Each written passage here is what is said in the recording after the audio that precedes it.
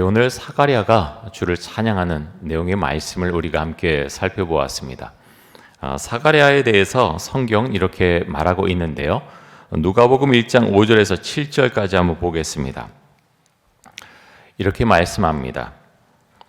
유대왕 헤롯 때에 아비야 반열에 제사장 한 사람이 있었으니 이름은 사가랴요 그의 아내는 아론의 자손이니 이름은 엘리사벳이라. 이 두 사람이 하나님 앞에 의인이니 주의 모든 계명과 규례대로 흠이 없이 행하더라. 엘리사벳이 잉태를 못하므로 그들에게 자식이 없고 두 사람의 나이가 많더라. 자, 사가랴는 제사장이라고 말씀합니다. 그의 아내 엘리사벳은 아론의 자손이라고 말씀하고 있고 정말 신앙이 좋았던 사람, 흠이 없는 사람, 하나님 앞에서 온전했던 사람, 그 사람이 사가랴다 이렇게 말씀하고 있습니다. 그런데 이 두 사람에게는 자녀가 없었습니다. 하나님께서 모든 것을 다 주신 것은 아니지요. 그런데 사가랴가 순번이 되어서 예루살렘 성전에 가서 제사장 직무를 수행하는데 천사가 나타납니다. 가브리엘 천사죠. 그리고 하는 말씀이 이제 너희 집안에 아이가 있을 것이다. 내 아내 엘리사벳이 아들을 낳을 것이라 라고 말씀합니다. 여러분 그때 사가랴가 어떻게 반응합니까? 아닙니다 주님, 그런 일이 일어날 리가 없습니다.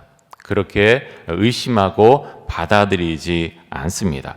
왜 받아들이지 않았습니까? 사가랴의 상식으로는 도무지 일어날 수 없는 일이기 때문에, 아내 엘리사벳이 이미 나이가 많기 때문에 도저히 일어날 수 없다라고 생각을 한 거죠.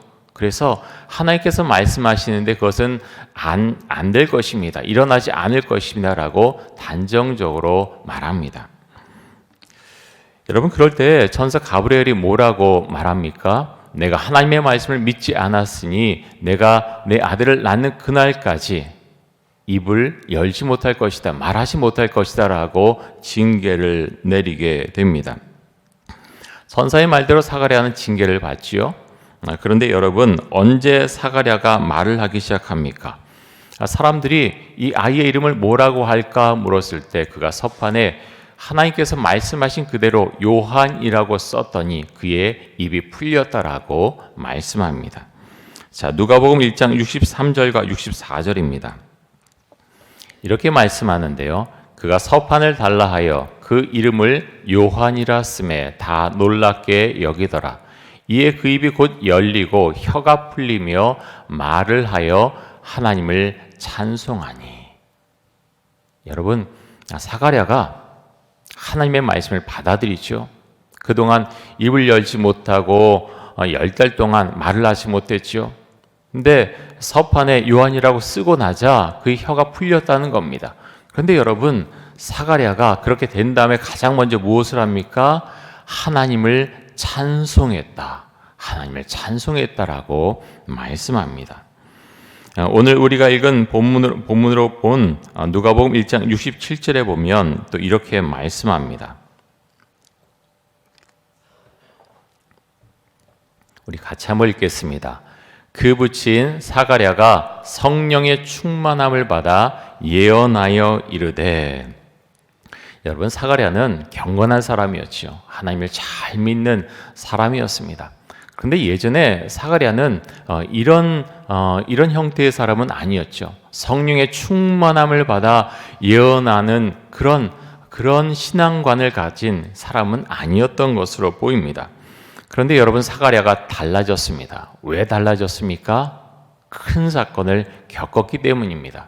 하나님께서 말씀하시는데 그런 일이 일어나겠습니까? 라고 했더니 하나님께서 그의 입을 다물게 해주셨습니다. 10달 동안 말하지 못했습니다. 그리고 아들 요한이 태어났습니다. 엄청난 충격을 사가랴는 받았을 것입니다. 그 가운데에서 사가랴는 하나님을 찬양하고 하나님께서 나에게 어떤 분이신가 다시 하나님에 대해서 바라보게 됩니다. 여러분에게는 하나님을 믿으면서 일평생 동안 어떤 일이 있으셨는지요? 예전에 한참 이제 신성조 목사님 천국과 지옥을 보고 오셔서 간증한 내용이 인터넷상에도 이제 한참 그렇게 돌던 때가 있습니다. 지금도 있지요. 충영교회 원로 목사님이신데요. 신학자이시고 정말 보수적인 신앙관을 가진 분이시죠.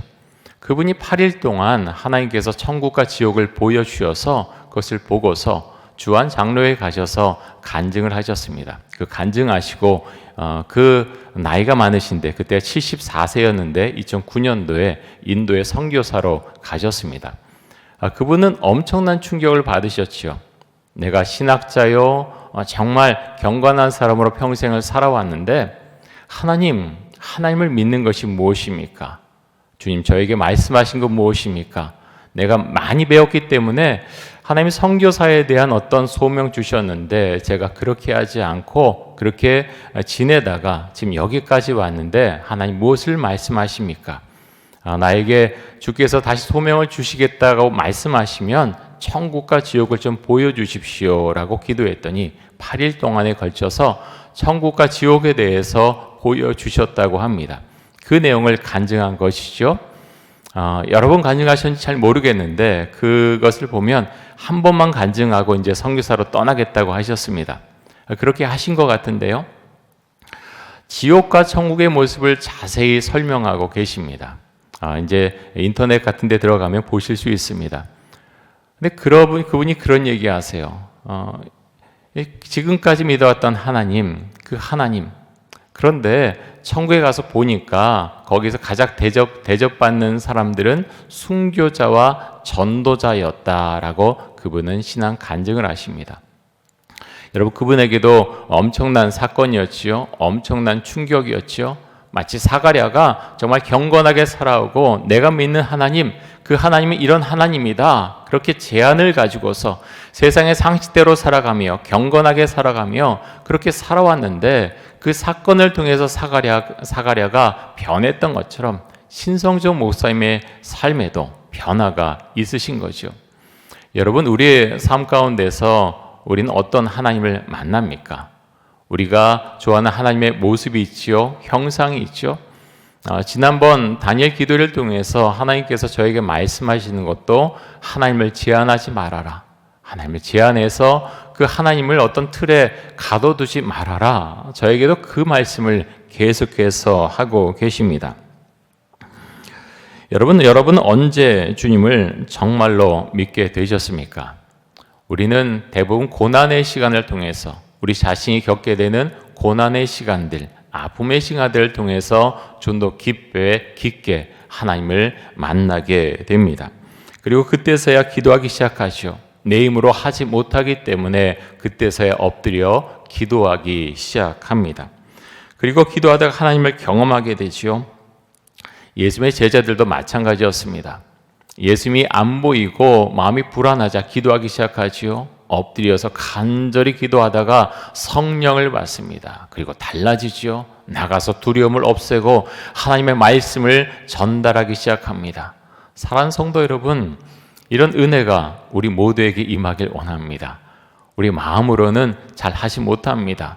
전도는 하나님을 자랑하는 것이요. 내가 만난 예수 그리스도를 다른 사람에게 설명하는 겁니다.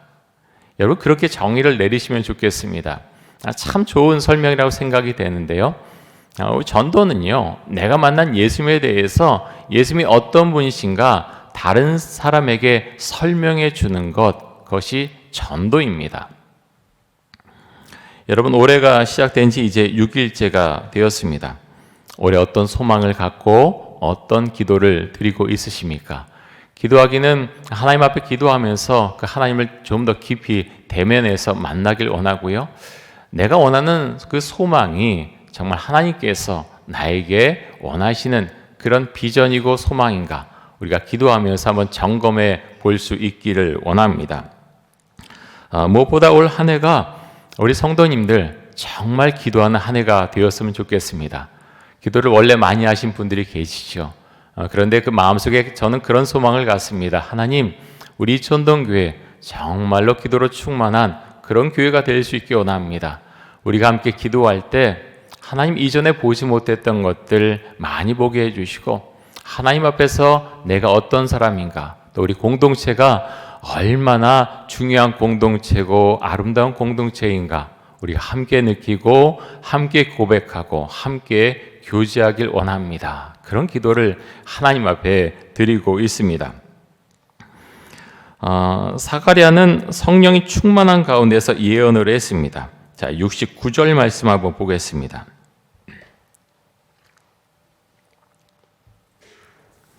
이렇게 말씀합니다. 사가랴가 예언하면서 우리를 위하여 구원의 뿔을 그 종 다윗의 집에 일으키셨으니, 자, 여러분, 구원의 뿔이 누구를 가리킵니까? 메시아를 말하고 있습니다. 우리를 위해서 메시아를 그 종 다윗의 집에 일으키셨다. 이제 마리아를 통해서, 요셉과 마리아의 가정을 통해서 메시아가 태어나신 것을 가리켜서 말씀하신 것입니다. 사가랴는 마리아가 성령으로 임신한 것을 보고서 메시아를 찬양합니다. 우리를 위해서 구원의 뿔을 다윗의 집에 일으키셨다고 그는 고백합니다. 자, 71절에 보면 계속해서 이렇게 말씀합니다. 우리 같이 한번 읽겠습니다. 우리 원수에게와 우리를 미워하는 모든 자의 손에서 구원하시는 일이라. 아멘. 자, 이것은 지금 사가랴가 이스라엘 민족을 생각하면서 특별히 주 앞에 기도하는 내용으로 보입니다. 그런데 여러분, 이런 이 말씀은 꼭 이스라엘에 국한된 말씀은 아니죠. 여러분, 누구에게서 구원을 받는다고 지금 말하고 있습니까? 우리 원수와 우리를 미워하는 모든 자의 손에서 구원하실 것이라고 예언을 하고 있습니다. 여러분의 원수는 누굽니까? 우리 민족의 원수는 누굽니까?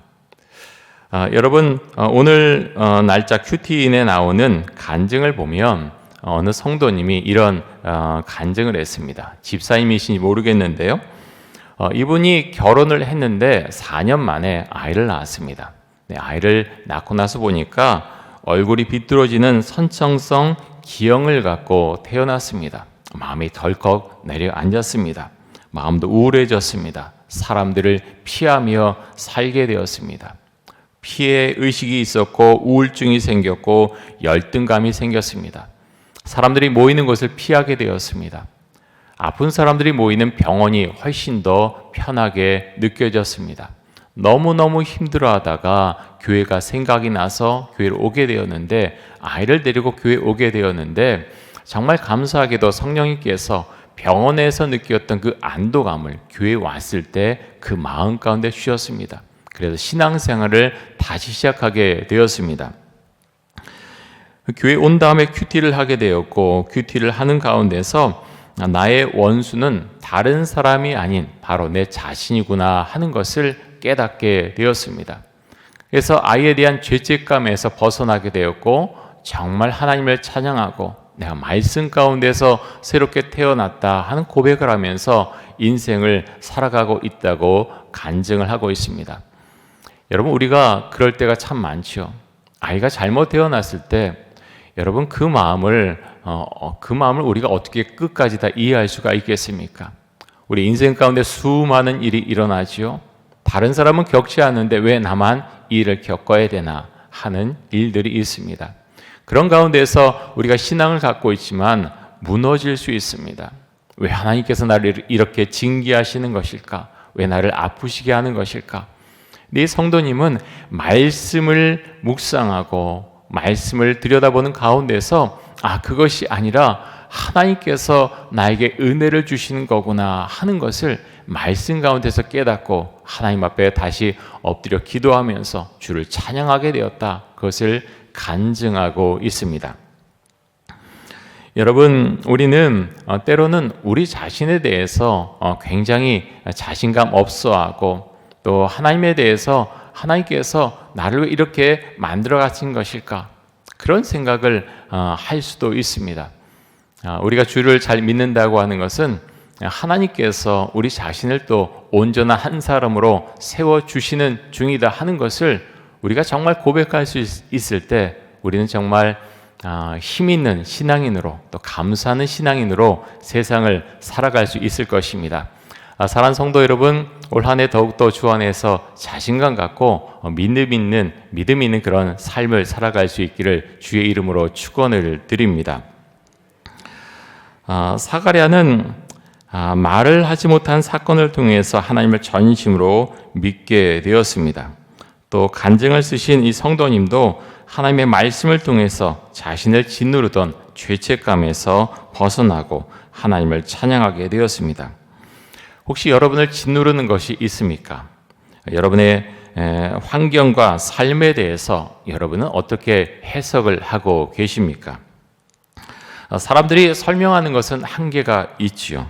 우리에게 중요한 것은 내가 살아가고 있는 것, 나의 환경, 여러 가지 모습에 대해서 하나님께서 나에게 어떻게 해석해 주시는가, 그것이 우리에게는 가장 중요합니다. 우리의 인생을 해석할 수 있는 하나님의 방법은 무엇입니까? 하나님의 말씀입니다. 하나님의 말씀이 우리 인생을 해석해 줍니다. 하나님의 말씀을 읽으면서 그 말씀을 가지고 주 앞에 기도하면서 그 말씀을 묵상하면서 하나님께서 나의 인생에 대한 해답을 주신다고 하는 것입니다. 여러분, 그래서 우리가 주의 말씀 읽을 때 물론 많이 읽는 거 너무 중요합니다. 많이 읽어야 그 말씀을 알 수가 있죠. 근데 단순히 많이 읽는 게 아니라 어느 정도 읽으셨으면 하나님 이 말씀을 통해서 나에게 무엇을 말씀하십니까? 제 삶에 어떻게 적용하고 살면 좋겠습니까? 주 앞에 우리가 물을 때 좀 더 깊게 하나님의 말씀을 이해할 수 있고 그 말씀이 우리의 삶 가운데 힘있게 작용하는 것을 우리가 경험하게 될 것입니다. 성경은 세례 요한의 어릴 때를 이렇게 묘사를 하는데요. 누가복음 1장 80절 한번 보겠습니다.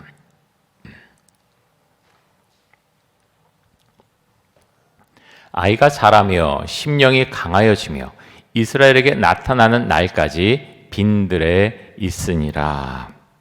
자, 세례 요한은 자라면서 심령이 강해졌다 그랬습니다. 또 이스라엘에게 공적으로 나타난 그날까지 빈들에 있었다라고 말씀합니다. 사가랴와 엘리사벳은 정말 특별한 사건을 겪으면서 이 아이를 낳았기 때문에 이런 일들을 마음으로 받아들였을 것입니다.